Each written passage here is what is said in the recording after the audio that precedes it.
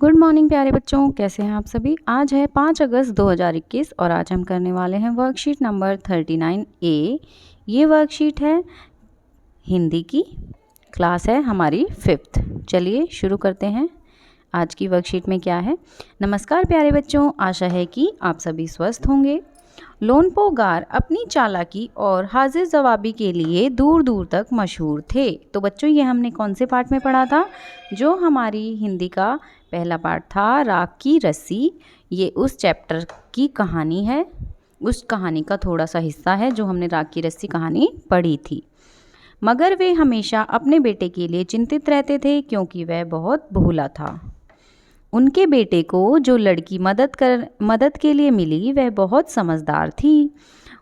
तो यहाँ पर आप देखेंगे कि ऊपर जो लाइनें लिखी गई हैं उसमें कुछ शब्द जो हैं गहरे रंग में लिखे हुए हैं। जैसे यहाँ पर लिखा हुआ है चालाकी, हाजिर जवाबी, मशहूर, भोला और समझदार।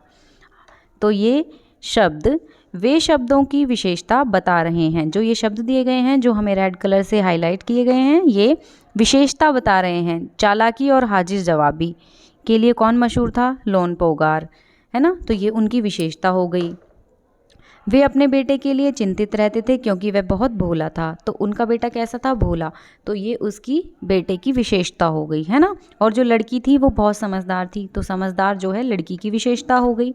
तो ये सारे शब्द जो हैं विशेषता बता रहे हैं। ऐसे शब्दों को हम क्या बोलते हैं? जो संज्ञा या सर्वनाम की विशेषता बताते हैं उन्हें हम क्या बोलते हैं बच्चों? उन्हें हम कहते हैं विशेषण, है ना। हमने पहले भी विशेषण के बारे में जाना था। आज हम फिर से इस चैप्टर के थ्रू विशेषण शब्दों को जानेंगे, है ना। अब आप देखेंगे प्रश्न 1, यहाँ पर पहला प्रश्न दिया गया है, विशेषण शब्दों को रेखांकित कीजिए। कुत्ते वफादार होते हैं। यहाँ पर किसकी विशेषता बताई जा रही है? कुत्ते की। और क्या विशेषता है उसकी, क्या खासियत है? कि वो वफादार होते हैं। तो यहाँ पर विशेषण क्या हो जाएगा बच्चों? वफादार। ठीक है। आगे है तोता हरे रंग का होता है। तो यहाँ पर किसकी विशेषता बता रहे हैं? तोते की, कि वो कैसा होता है? हरे रंग का, है ना। तो यहाँ पर इसकी विशेषता हो जाएगी हरे रंग का। ठीक है। तोता जो है हरे रंग का होता है। तोते की विशेषता है कि वो हरे रंग का होता है, तो हरा रंग जो है इसकी विशेषता हो जाएगी। आगे है मेरी दादी बूढ़ी हैं। मेरी दादी बूढ़ी हैं, तो इसमें विशेषण क्या होगा? दादी माँ की विशेषता क्या है? कि वो कैसी हैं? बूढ़ी हैं। दादी माँ की विशेषता क्या हो जाएगी? कि वो कैसी हैं? बूढ़ी हैं। तो यहाँ पर विशेषण क्या हो जाएगा? बूढ़ी। ठीक है। आगे है यह दुल्हन बहुत सुंदर है। यह दुल्हन बहुत सुंदर है, तो इसकी विशेषता क्या हो जाएगी? दुल्हन की विशेषता क्या हो जाएगी? कि वह सुंदर है। तो विशेषता क्या हो जाएगी? सुंदर। यानी विशेषण शब्द क्या होगा हमारा? सुंदर। तो इस तरीके से आप इसमें विशेषण शब्द छांट लेंगे। अगला प्रश्न देखते हैं।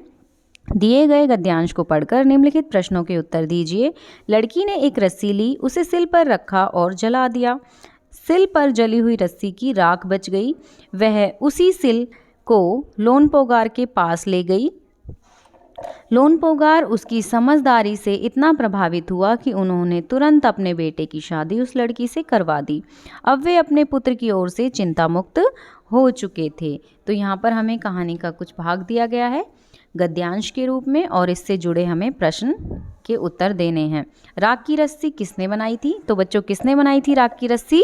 लड़की ने। तो हम लिख देंगे लड़की ने राख की रस्सी बनाई।